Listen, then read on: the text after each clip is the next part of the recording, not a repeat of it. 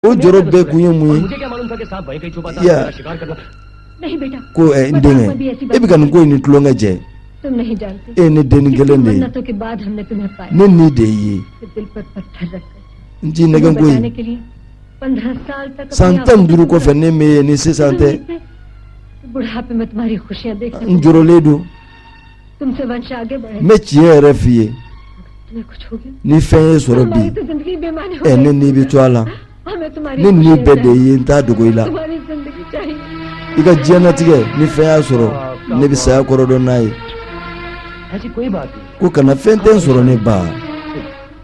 मुंशी ji, ko ai aje sing wele kana तुम अपनी गाड़ी में आकर agana ni mobli साथ ले जाए। aga ta ga chuke mobli la वो जो दूर दूर तक फैले a ko हुए nin पेड़ be yi थे, fa ga yoro de वो सब ni तुम्हारे fa ga pass. furo de nin be atai वो फैक्ट्री शुगर फैक्ट्री है, वो भी तुम्हारी है। ye mangalaw be ame mangalaw sene amolu la izini na ka sugaro ko lula ko lu ke sugaro yi production एकदम कम हो गई। ne yɛrɛ ka dɛmɛ dɔw bɛ yen ne yɛrɛ bɛ gestion dɔw la i fa ka fɛnw na आपका क्या कसूर है uncle? As आपके हम पर इतने एहसान हैं जिन्हें चुकाना बहुत मुश्किल है। ko ne n sɔnnen b'i ye maa min sera k'i hakili to nin fɛn bɛɛ lajɛlen na मुझे मेरी जिम्मेदारी से छुटकारा दो। ko ne ka ko n kan ka kɛ de please uncle. अच्छा मुंशी चले। नहीं मुंशी ji, ko musi ji bank से पैसे आगे होंगे। awɔ ko an bɛ taa dugu kɔnɔ बरकर सुन रखा awɔ an bɛ taa ko tɔw ɲɛnabɔ awɔ an ka taa an ka taa an ka taa an ka taa आप जाइए। नहीं लोटा नहीं अबार्ड है। ayiwa sow siranna sira min fɛ olu fana bɛ ka n'o sira kelen fɛ mobili surara so in na dɔrɔn mobili banna ये कमबख्त गाड़ी को क्या ko mun mobili sɔrɔ ale yɛrɛ siranna koyi क्या हो गया? ko mun mobili sɔrɔ ale jɔrɔ la sow ka yɔrɔnin yɛrɛ la mobili fana ka ban yen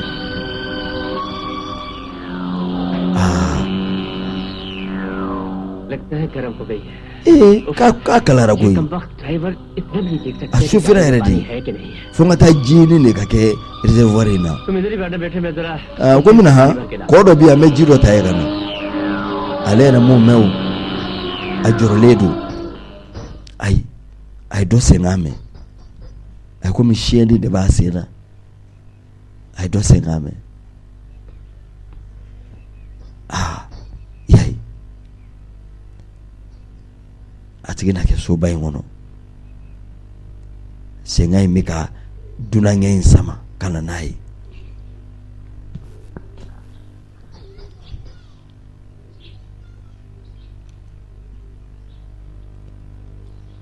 san joli joli maa ti don yan ale kɔni a ye mankan mɛn a ye mankan mɛn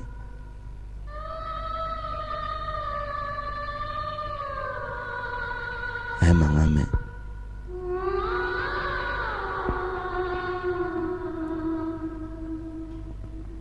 कौन है कौन है कौन है? jɔn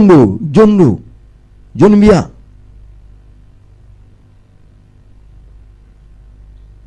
a yɛrɛ jɔrɔla dɔɔnin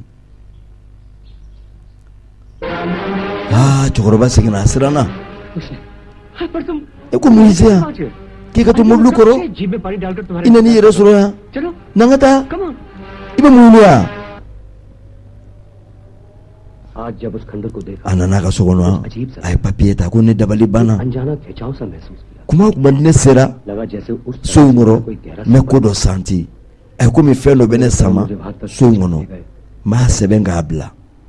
यूं तो वहाँ कोई नहीं था। ne dabali banna a ye komi mɔgɔ de bɛ wa मैंने सुनी fɛn dɔ kɔni bɛ yen जैसे कोई मेरे साथ साथ चल रहा mɛ siyɛnniw man kan mɛn शायद ये मेरा maa वहम ही tigi sen kan mɛn हो। तो फिर वो आवाज किसकी थी? a bɛ se ka kɛ ne ka hakilina don k'a sɔrɔ nin si tɛ tiɲɛ ye कुछ भी हो, nka जब तक उस आवाज ne kɔni tɛ nin ko in dabila पता नहीं चल जाता, fo n k'a dɔn मैं उस खंडर में ne nalen kura dɔ fɛn min bɛ ka ne sama san finnen don su in na ale dun ka finɛtiri in bɛ bɛn soba in ma खिड़की बंद कर लीजिए सरकार। k'i bɛ finɛtiriw datugu han waati man ɲi e yɛrɛ ye jɔnni ye ne ye gardien de ye तुम लोगों को बंदूक रखने की munna marifa b'e bolo यहाँ डाकुओं का बड़ा खतरा ay yoro imai kana sira ne bi yoro be kolosi fenêtre tugu ay soñé abi to ale ka fenêtre la ka soñé नमस्कार भाभी जैसे ने बानी अनितले क्यों कहाँ जाने की अब बतामी हम लोग शहर जा रहे थे हम ताले दुगो को नंगा मी ते मेकिफो हाँ हाँ कहाँ है वो arajudu का refle जी तेरा अच्छा तो प्रोग्राम पहले ko ana chugo bena arajubia कहीं जाना था वो ya हमारे साथ चल रहे हो ना kidna ngata nywa pe dugo kono फिर कभी आज जरा मुझे तैयार ko kana jigina chi do be mulo dugo kono bi jonno dugo kono आज ay ya fama biere de meta chinina adabali bana asigina kana soina abe fe ka do ko mu me soina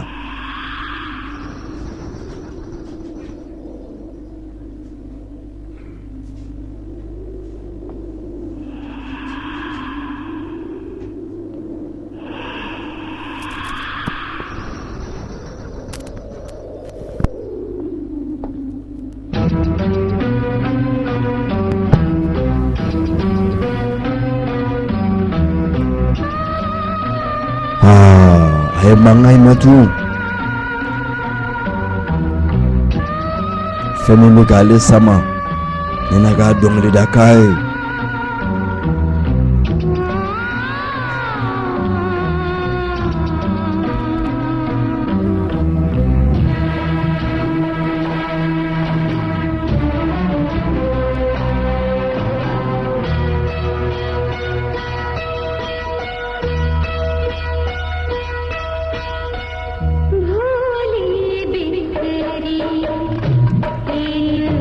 dongli da kai me ga mu fo ko je koroba nina ku ngara mingo anagani akilu jigi nula ni je koroba isa ni masaka nyina je mingo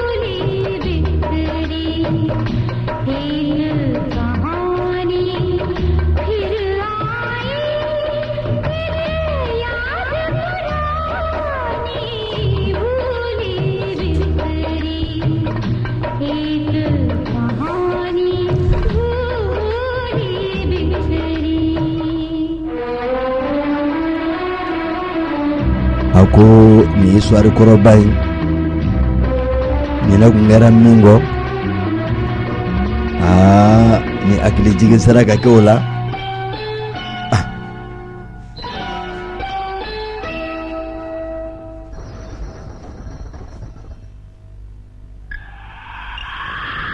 arabi ni ngayeli kesa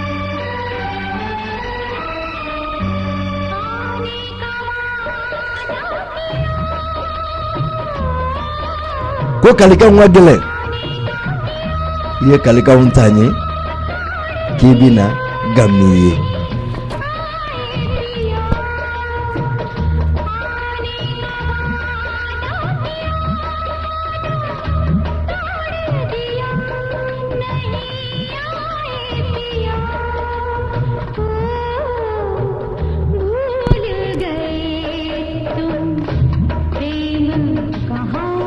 ako egu nyina na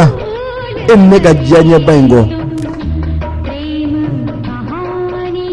iswar koro bango gani yaye I senta yire kana kasoro ne mi wele anake ni akele jigine mena nasa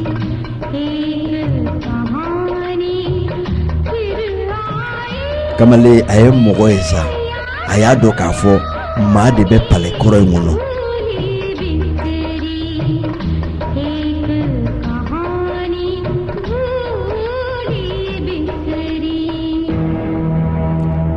naye muso ɲɛ yan fɛ a bɛ bali k'a ye duguma a b'a ye sanfɛ a dabali banna muso in yɛrɛ ye ko fiɲɛ adamaden don wa jinɛ don wa mun ye mun ye kamalen dabali banna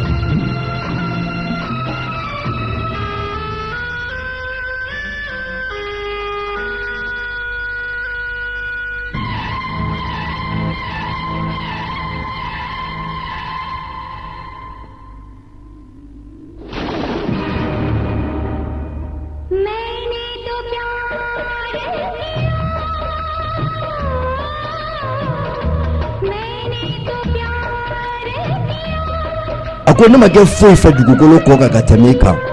n dar'i la n ye n jigi k'i ye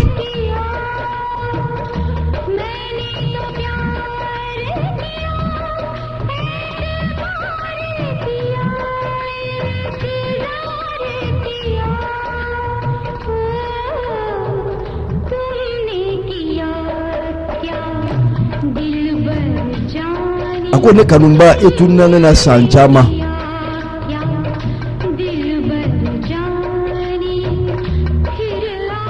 ko ne y'a sɔrɔ ko diɲɛ ye kaari de ye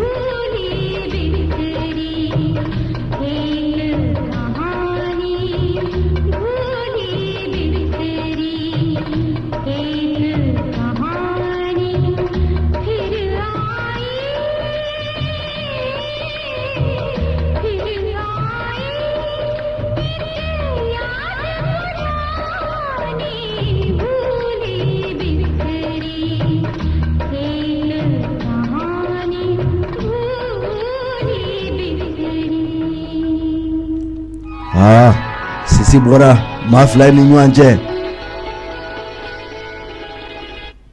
kamalen dabali banna a ko cɛnya dan mɔgɔ waa jinɛ muso in b'a filɛ ɛ k'i bɛ mun filɛ ko man dɔnkili ɲɔgɔn ye a ko i ye ne dɔn wa muso in ko ten e ye ne dɔn wa a ko ne m'i dɔn इस जगह को पहचानते हो e ni yɔrɔ in dɔn wa a ko n ye yan dɔn parce que kunu n ye yan ye ɛ ko kunu dɔrɔn नहीं करे परसों पहले हम दोनों यहाँ san janba in kɔfɛ e ni ne tun bɛ tulonkɛ kɛ yan o mɛnna dɛ a ko ne ni e नया और तुम ne bɛ dɔnkili da यहाँ खेल an bɛ jɛ ka dɔn kɛ गाते थे ne ni e नाचते थे तुम्हें कुछ याद नहीं e hakili t'o la क्या बात कर रही हो तुम ko kana kabako fɔ n ye ये तो कुछ समझ में नहीं आ रहा ne ma foyi faamu e ka kuma in na पहले तो मैं कभी आया ne ye yan नहीं जानती थी ko ne y'a dɔn तुम ये सब भूल जाओ waatiw janyana i b'i ɲinɛ मगर तुम ऐसे तो नहीं थे nka मैं कब से तुम्हारी रात n bɛ n jija dɔɔni dɔɔni i hakili bɛ jigin e hakili tɛ nin minɛnkolon ninnu na